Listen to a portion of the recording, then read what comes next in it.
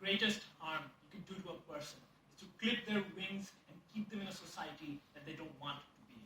The greatest harm you can do to a person is to rob them of the subjective meaning that they have worked so hard to determine for themselves. The greatest harm you can do to them is to make them live a life they don't want to live. What do they tell us from their side? First of all, they give you this assertion that they consider this backup option, right? This happens when you change your mind in the first place. When is that more likely to occur? On their side of the world. When even your parents don't support you in your dreams. When even the people you thought you could rely on don't support you when you follow something that's not the norm. That's different from what your parents used to do. Simply because of the fact that it's different, you aren't getting the support that you so crucially deserve. That's when you're more likely to make those long midlife crises that people do suffer from. When you don't have that support from the very fundamental stage. Second, there's also that money is a mitigating factor can buy you happiness. One, these are young people in the first place with very little financial expenses in the very beginning. Second, it can't buy you a meaning of life. It can't buy you a reason to get up in the morning and a reason to go to your dead-end job that doesn't respect you, that doesn't fulfill your dreams in the very first place. Third, they tell you that frustration will happen because you don't have a success when you're an artist. First of all, they completely and conveniently ignore you could be equally as failure as a doctor. You could be equally as big of a failure as a lawyer. When this is more likely to occur, when you enter this field, not taken, when you enter this field against your will, when you enter education against your will, you don't have the motivation to put your effort, you don't have the motivation to bear through the hardest of times, you're more likely to fail when this case happens. And it's even worse when they fail in their side of the world, because they've failed after a life of being miserable. They've failed after doing something they don't want to do. They lack the initial coping mechanisms that would help a person in the normal stages of life. Finally, they give us these really ageist arguments on how normal human behaviors are irrational. One, absolutely untrue.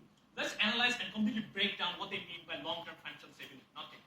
First, long-term financial stability is always a presumption based on the past world that doesn't exist.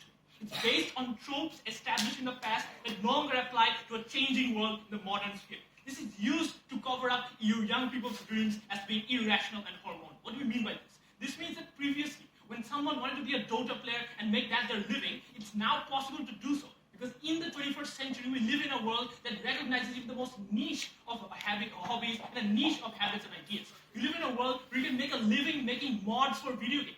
We live in a world where you can sell your mudkip hats on Etsy and make money as a living. You can do so in a world that recognizes you and supports you that never existed in the past. So when you use this concept of long-term financial stability, that's when you ensure that you don't make it comply with what the actual real world thing is. Because at the end of the day, it's a faulty prediction based on a world that doesn't exist, not taken. Second, it's categorically harmful because it's used as an excuse to perpetuate gender roles in society.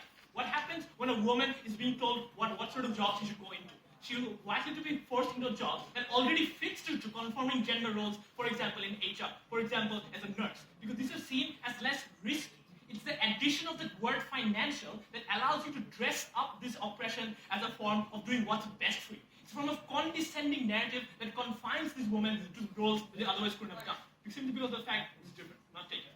Third, the greatest harm that they can try to show from their side is some sort of financial insecurity. The greatest harm that might result on the other side is some sort of mental illness from a job that you don't want to do. Here's the comparison. In every society, there exist coping mechanisms, there exist utilities and social health care and other things to help you when you're in a position of financial insecurity.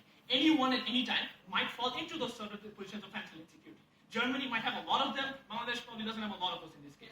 But in every single situation, a society is better equipped to deal with financial insecurity rather than mental illness. In every single situation in society, you're better equipped to give that person help through unemployment benefits.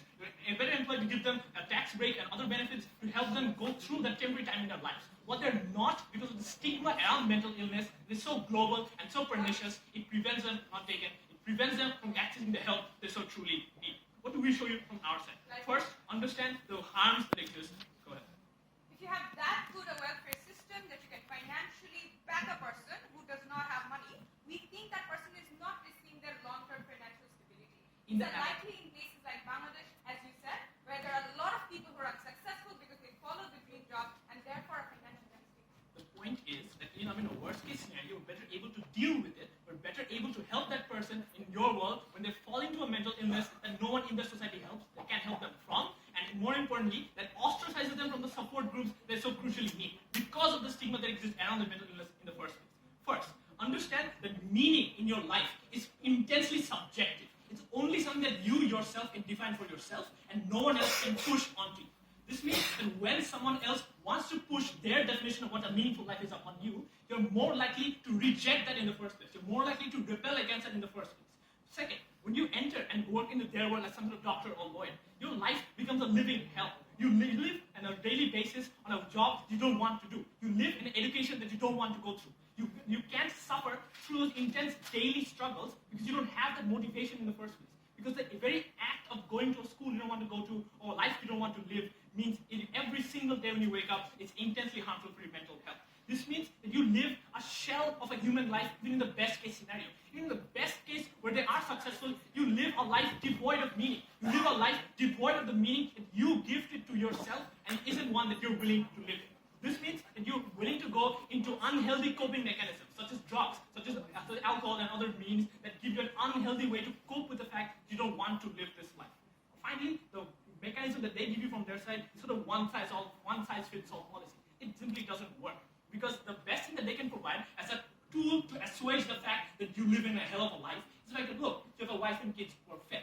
First of all, this isn't something that applies for everyone, that doesn't give equal value by everyone. Rather, in our world, we let individuals choose that for themselves. We let individuals choose what is important to them, and if that is the case, then they're able to choose so autonomously. What do we show you from our side? We show you the unique fact that in this point of their lives, these young people have the least amount of liabilities. They have the least amount of financial and other sort of liabilities in this case. This is uniquely the maximum point of any sort of freedom that exists in their lives. That's why this time period is so crucial in the first place. That's why it's so crucial to maximize their freedom in this place. This means that they can pick and choose their liabilities. This means they're better able to cope with it. This means that these individuals are better able to live a life that they themselves choose, that they themselves define. Even in the worst cases of scenarios, we're better able to deal with them. We're better able to give these people a life that they want to live. It's absolutely unfair, it's absolutely immoral, it's absolutely unjust to condemn these people to a life that they have no intention of. And probably they will.